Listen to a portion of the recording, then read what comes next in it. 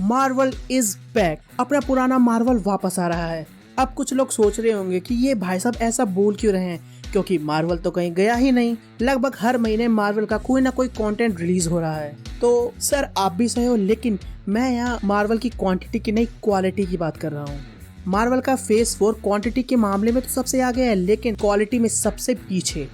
आप इसका अंदाजा इससे लगा सकते हो कि रॉटन टमेटोज पे मार्वल की लीस्ट रैंक मूवीज में फेज 4 की 3 मूवीज हैं और अभी तक सिर्फ 6 मूवी रिलीज हुई है।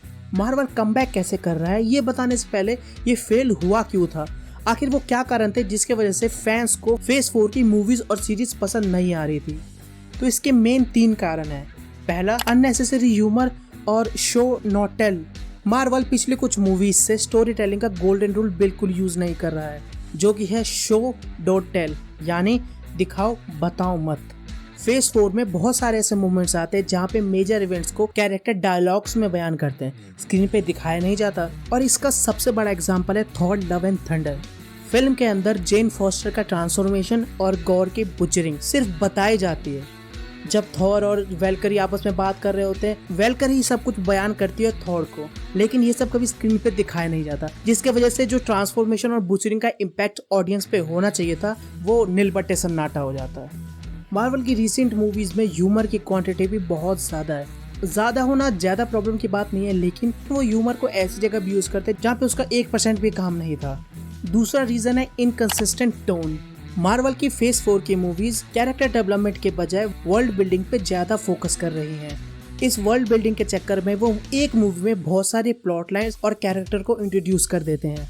इतने सारे प्लॉट लाइन्स डिसकंटिन्यू फील होते हैं, आपस में अच्छे से सिंक नहीं होते, जिसके वजह से कैरेक्टर को जो एक डेप्थ मिलनी चाहिए थी इतने भारी भरकम प्लॉट लाइन्स की वजह से वो नहीं मिलती। ये दोनों चीज मिलके एक बड़ी प्रॉब्लम को जन्म देते हैं, जो कि है फाइनल रेजोल्यूशन का ना होना। मेन कैरेक्टर पे पूरा फोकस ना होने के कारण जब एंड में उसका आर्क कंप्लीट होता है तो वो बिल्कुल सेटिस्फाइंग नहीं लगता। और अपने थॉर और डॉक्टर भाई साहब तो इसके सबसे बड़े एग्जांपल हैं। तीसरा रीजन है एंड गेम प्रॉब्लम। मार्वल के फेज 4 के क्रिटिसाइज होने के पीछे एक्सपेक्टेशंस और अवेबिलिटी का बहुत बड़ा हाथ है। याद करो 2019 में जब एंड गेम रिलीज हुई थी तो उसने फैंस और क्रिटिक्स को कितना ज्यादा इम्प्रेस किया था। तो अब फैंस हर मूवी सीरीज से उसी लेवल की राइटिंग और स्ट्रक्चर एक्सेप्ट करते हैं irrespective of the character. Marvel ने अपना ही बार बहुत ऊंचा सेट कर रखा है। फेज 4 में कहीं एक अल्टीमेट गोल भी नजर नहीं आ रहा था। इन्फिनिटी सागा में लगभग हर मूवी इन्फिनिटी स्टोन या थाइनोस को टीज कर देती थी, लेकिन फेज 4 में लोकी के अलावा कोई भी अल्टीमेट गोल की तरफ पॉइंट आउट नहीं करता। लेकिन अब मार्वल अपनी इन्हीं सब कमियों पे काम करके अपनी क्वालिटी को बेहतर कर रहा है। मेन कैरेक्टर पे फोकस और एक स्ट्रॉन्ग विलन। मार्वल के नए ट्रेलर से ये चीजें सुधरती दिख रही हैं। पहले वकांडा फॉरएवर की बात करें तो इसमें एक प्रॉपर स्टोरी के साथ स्ट्रॉन्ग और कॉम्प्लेक्सिटी वाले विलन को दिखाने का प्रॉमिस किया जा रहा है, जो कि है नेमोर। उसकी एक अपनी काफी बेहतरीन आइडियोलॉजी है। उसी के साथ वकांडा टिचाले के बाद कैसे सरवाइव कर रहा है, इन दोनों ही चीजों को अच्छे से एक्सप्लोर करती हुई दिख रही है। ऐसा लग रहा है कि इस मूवी का पूरा फोकस वकांडा होने वाला है और ये किसी अन्य कैरेक्टर के कॉमियो को टीज करके मूवी को सेल नहीं कर रहे हैं, जो कि मार्वल के बेहतर होने की बिलीफ को और स्ट्रॉन्ग कर देता है। अब यहाँ पे कुछ लोग ये कह सकते हैं कि ये सब बातें आप सिर्फ ब्लैक पैंथर 2 के लिए कह सकते हो, क्योंकि रायन कुगलर एक बहुत ही बढ़िया डायरेक्टर है। तो आपकी बात भी बिल्कुल सही है, लेकिन मार्वल ने अपनी एक और मूवी का ट्रेलर ड्रॉप किया है जिससे उसके सुधरने का प्रमाण और पुख्ता हो जाता है। Antman and the Wasp Quantumania. Antman 3 वैसे ही प्रॉमिसेस कर रहा है जैसी मल्टीवर्स ऑफ द मैडनेस ने करी थी। उसने मल्टीवर्स का वादा किया था, लेकिन दिखाया क्या, खैर छोड़ो, वहां नहीं जाते। एंटमैन 3 का टाइटल क्वांटम वर्ल्ड को टीज करता है और इसका ट्रेलर उसी को एक्सप्लोर करता हुआ दिखाया जा रहा है, जो कि बहुत बढ़िया बात है। लेकिन भाई मल्टीवर्स ऑफ मैडनेस के ट्रेलर ने भी तो मल्टीवर्स को प्रॉमिस किया था और बहुत सारे वर्ल्ड्स भी दिखाए थे, तो हो सकता है इसका ट्रेलर भी वैसा ही हो। तो हाँ, इसका टेंशन मुझे भी है, लेकिन इन 2 कारणों की वजह से ये मुझे डॉक्टर स्ट्रेंज 2 से ज्यादा प्रॉमिसिंग लग रहा है। Reason number 1, cameos.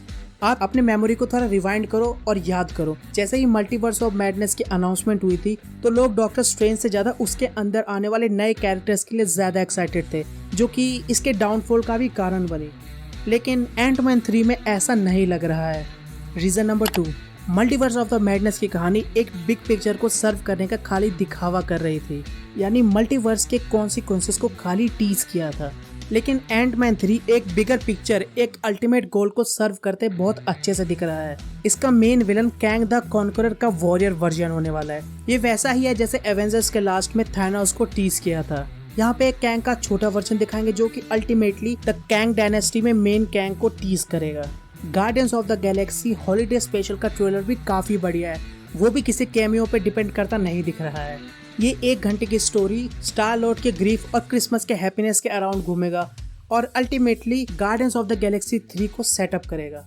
तो ये थे मेरे विचार मार्वल ट्रेलर्स को लेके। आपको क्या लगता है, क्या मार्वल वापसी कर पाएगा? नीचे कमेंट्स में अपने थॉट्स बताओ। और अगर आपको वीडियो पसंद आए तो उसको लाइक करो, बहुत ज्यादा पसंद आएगा तो अपने दोस्तों को शेयर भी कर देना, और अगर चैनल पे नए हो तो सब्सक्राइब कर लो प्लीज। तो मिलेंगे ऐसे ही किसी बढ़िया वीडियो में, तब तक के लिए।